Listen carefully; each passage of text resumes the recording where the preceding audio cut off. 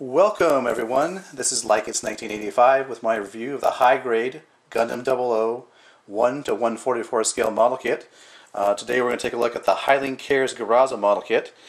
And I want to start out right away and get something that really bugs me about this model kit out of the way so I can focus and be more positive in my last part of the review.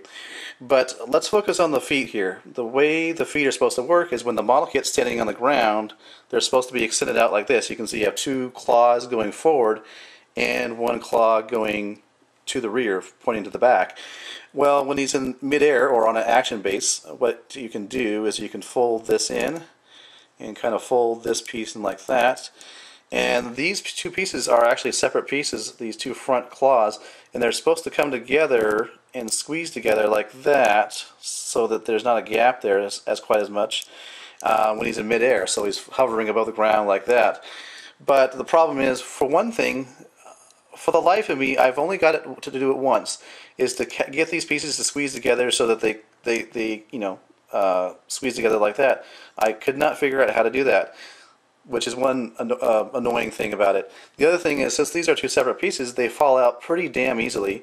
And since I can't get them to really come together anyways, what I might do is just super glue the damn thing together so that these pieces don't fall out. But if they do fall out, that's why they fall out, because it's, in my opinion, a poor design. It doesn't look bad, and certainly not from a mobile suit standpoint, it's not a bad design, but the way they engineered it, not so much. So with that out of the way, well, there's one more thing, I guess. These gauntlets, or these brass knuckles, whatever you want to call them, that are on the hands, they're designed to fit on the three types of hands you get. You get an open palm hand, you get a closed fist, and you get the hand that can hold the GN beam claws, which I'll show you when we get to the accessories. But because they're designed to interchange, they're kind of loose and they can tend to fall off. So if any parts fall off, that's why. You've been warned. As far as stickers go, you get stickers for the eyes. You get stickers on his chest, these two red circles that are kind of interestingly placed on his chest. I don't know as far as the mobile suit what purpose that would serve. You get stickers for the top of his feet. These are actually stickers. This is not, this black part here is a sticker. And the ankles here and on the inside are stickers as well. In terms of articulation, you've got head articulation, it's on a ball joint. Shoulders, very nice solid construction there. Thank you, Bandai, for doing it the correct way and not the way you did it with the Maserao. You've got rotation at the upper arm and a very nice bend at the elbow.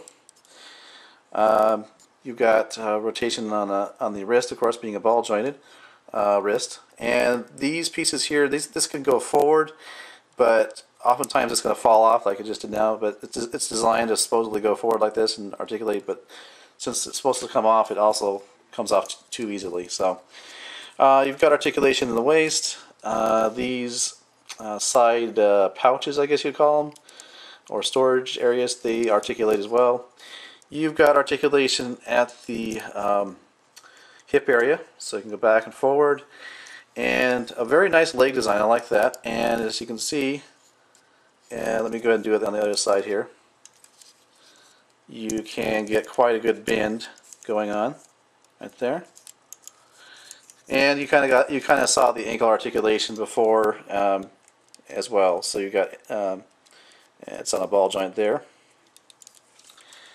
Now, well, the other thing about the articulation is you got this piece back here. There's a escape pod. This can articulate a little bit like that. This does detach as well. You can take this off if you desire. I didn't really like the design of this space escape pod, but it's kind of growing on me. I kind of get used to it. So it can attach to the back there. And the other little gimmick is on the shoulder. You have the GN shield, so you can get your fingernail in there. And you can see this area here, it's really supposed to be colored yellow and panel lined, but I'm just reviewing it out of the box. So, but you can see how you'd have you can kind of leave it open a little bit like that with a little bit of the, if you had it colored, the yellow showing, which would be kind of cool with the GN shield. So So that's basically the actual mobile suit itself. Again, I made reference to the fact that you've got, for accessories, you've got the open palm hand, the closed fist, and then you have the special hands here that are designed especially for the Gian beam claws. So very nice.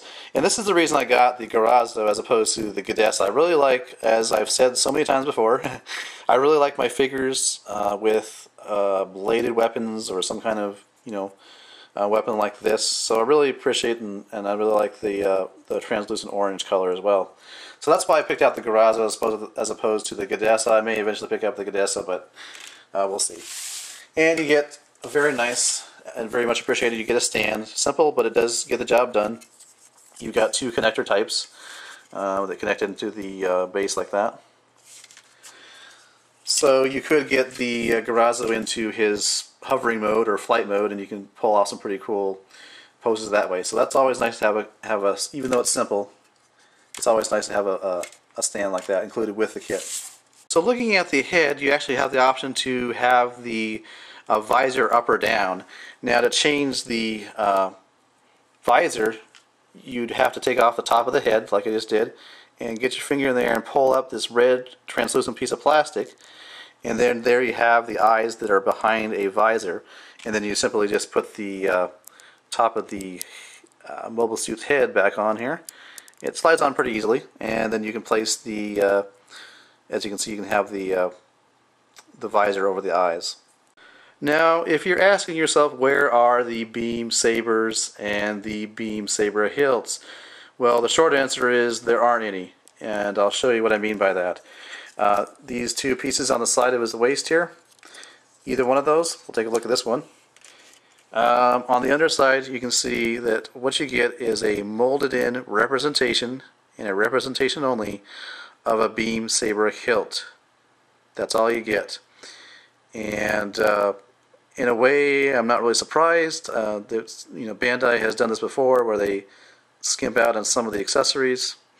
I guess I'm maybe have higher expectations than some people, but I really think for a $15 to $20 kit, how much financial trouble would it be to include separate beam hilts and beams? So there you go. And so my final thoughts on the high-grade Garazzo model kit. If I had to give it a score, I'd probably give it an 8 out of 10. The highlights would be just the overall mobile suit design appeals to me. It reminds me a lot of almost like a futuristic cybernetic on steroids type of football player with the shoulder armor, and just the way that the overall look to it really appeals to me. The kit itself is pretty well engineered as far as where the shoulders connect to the main body, as well as where the hips/legs connect to the main body as well. The only downside that I mentioned was the fact that with the feet you have the two claws in the front, which are supposed to come together in an easy manner, but they really don't, and they are prone to falling off pretty easily. And for my next 00 model kit review,